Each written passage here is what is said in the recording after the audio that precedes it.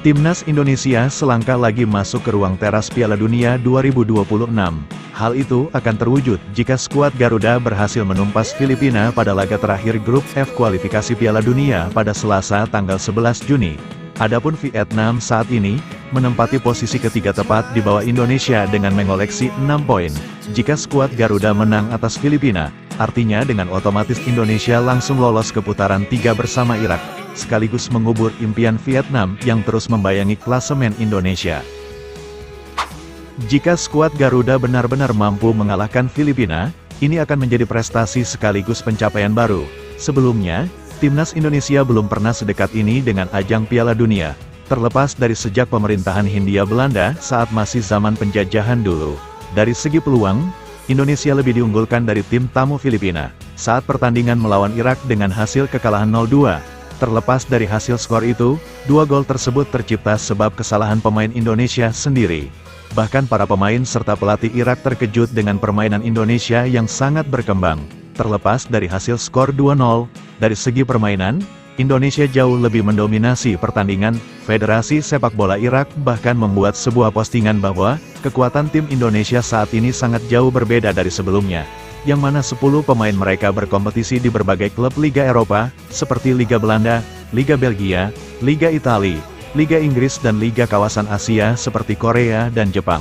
Media Irak juga menambahkan, Timnas Indonesia U23 menempati tim 4 terbaik sekawasan Asia.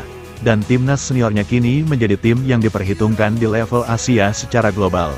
Itulah kutipan dari media serta Federasi Sepak Bola Irak. Dalam hal ini, pelatih Irak Yesus Casas berharap jika Irak dapat lolos round ketiga bersama Indonesia. Namun Yesus Casas juga menambahkan, jika Indonesia lolos ke babak 3, saya berharap agar kami tidak satu grup dan bertemu dengan Indonesia lagi. Itulah ungkapan pelatih Irak, Yesus Casas. Dari pernyataan pelatih Irak tersebut, diperkuat oleh pernyataan Federasi Sepak Bola Irak yang menyebut kekuatan Indonesia kini sangat berkembang secara cepat dan masif. Hal itu menunjukkan bahwa menghadapi kekuatan timnas Indonesia saat ini tidak semudah yang dibayangkan. Bahkan pemain andalan Irak yang juga merupakan mantan pemain MU, yakni Zidane Iqbal mengatakan, permainan Indonesia sangat mengejutkan kami, andai keberuntungan itu tidak berpihak pada kami. Mungkin di babak pertama mereka sudah unggul 2-0 hingga 3-0. Hanya saja mereka belum mampu menyelesaikan finishing dengan baik. Itulah kutipan dari media Irak serta berbagai pernyataan pemain serta pelatih Irak. Untuk laga selanjutnya menghadapi Filipina, Indonesia lebih diunggulkan. Walau sejatinya Indonesia lebih diunggulkan daripada Filipina, namun Filipina akan bermain tanpa beban. Mengingat timnas Filipina sudah tersingkir dari perebutan menuju babak 3 kualifikasi Piala Dunia.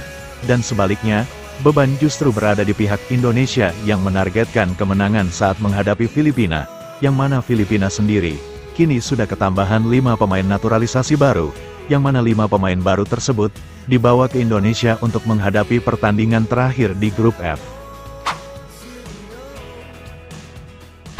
Laga melawan Filipina, timnas Indonesia resmi diperkuat Kelvin Verdong dan Jay Izzes. Sintayong pastikan akan ubah line up saat laga kontra Filipina. Kelvin Verdong dan Jay Izzes resmi memperkuat timnas Indonesia. Skuad terbaik besutan Sintayong bakal diturunkan saat menghadapi Filipina pada tanggal 11 Juni.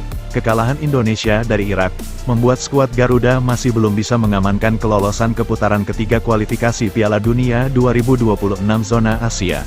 Dan kini, timnas Indonesia punya satu kesempatan lagi untuk menembus putaran ketiga kualifikasi Piala Dunia.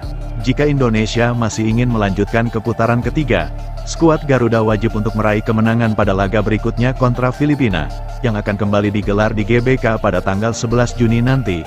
Sintayong bakal mengandalkan bek yang kini resmi bermain di Serie A Liga Kasta tertinggi Italia. Jay Izzes dan Kelvin Verdong akan mengisi line up dalam pertandingan kontra Filipina. Sayang, saat menghadapi Irak, Jay Izzes hanya duduk di bangku cadangan. Pasalnya, Jay baru tiba di Jakarta hanya selang beberapa jam sebelum pertandingan Indonesia kontra Irak berlangsung. Untuk laga kontra Filipina, pemain berusia 24 tahun tersebut dipastikan bakal diandalkan sejak menit pertama dan diperkirakan bakal langsung menjadi starter untuk mengisi posisi Jordi Amat yang terkena kartu merah. tidak hanya akan ketambahan Jay Izes. Menariknya, Sintayong juga sudah bisa memainkan Kelvin Verdong, yang sudah resmi menjadi WNI pada pekan ini dan langsung mendapatkan izin dari FIFA untuk bermain. Dalam 2 laga sebelumnya lawan Tanzania dan Irak, Sintayong lebih mengandalkan Sain Patinama sebagai starter. Namun kehadiran Kelvin Verdong, ada kemungkinan Patinama lebih didorong naik ke depan. Selain itu, Patinama juga bisa menjadi pemain pelapis. Dari segi kualitas, tak perlu diragukan lagi, kualitas Kelvin Verdong benar-benar di atas rata-rata pemain lain. Bek kiri berusia 27 tahun tersebut bermain untuk Nijmegen, yang bersaing di klub papan atas Liga Utama Belanda. Patinama diperkirakan akan menjadi pemain pelapis, dan ada kemungkinan lebih didorong ke depan, tergantung kebutuhan strategi. Namun ada kemungkinan Patinama akan menjadi pemain pelapis untuk laga kontra Filipina nanti, demi memberi kesempatan kepada Verdong dalam debutnya bersama timnas Indonesia. Untuk laga melawan Filipina sendiri, seluruh pemain dan pelatih berjanji akan bermain jauh lebih baik dari sebelumnya saat melawan Irak. Walaupun sejatinya saat melawan Irak, skuad Garuda sudah bermain baik dan lebih mendominasi pertandingan, hanya saja faktor fokus dan blunder, seperti Jordi Amat dan Hernando Ari, mengakibatkan Irak mendapat 2 gol secara cuma-cuma. Walaupun Indonesia kalah saat menghadapi Irak, namun dari segi permainan, Indonesia lebih unggul dari Irak, terlepas dari 2 gol Irak yang semua itu sebab non-teknis dari skuad Garuda.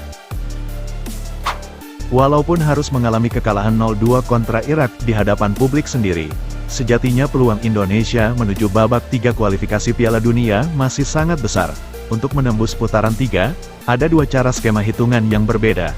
Cara yang pertama, jika Indonesia ingin lolos putaran 3, saat menghadapi Filipina, Indonesia wajib menang walau dengan skor berapapun.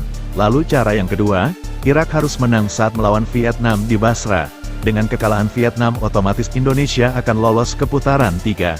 Dalam hal ini, pelatih Irak Jesus Casas sudah menegaskan, jika Irak berjanji pada Indonesia, timnas Irak akan bermain habis-habisan untuk mengalahkan Vietnam di Basra. Hal itu diutarakan langsung oleh pelatih Irak Jesus Casas. Dia berjanji ingin mengalahkan Vietnam.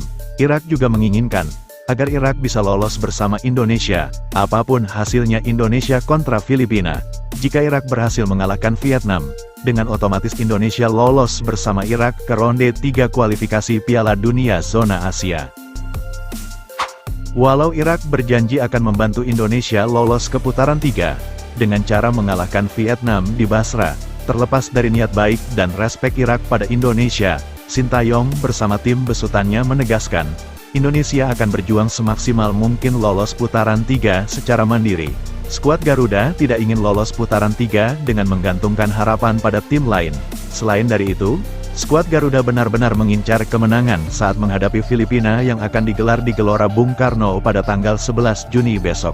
Jika Indonesia menang atas Filipina, dengan begitu, skuad Garuda resmi lolos putaran 3. Walau apapun hasilnya di pertandingan Irak kontra Vietnam yang akan digelar di Basra, Irak.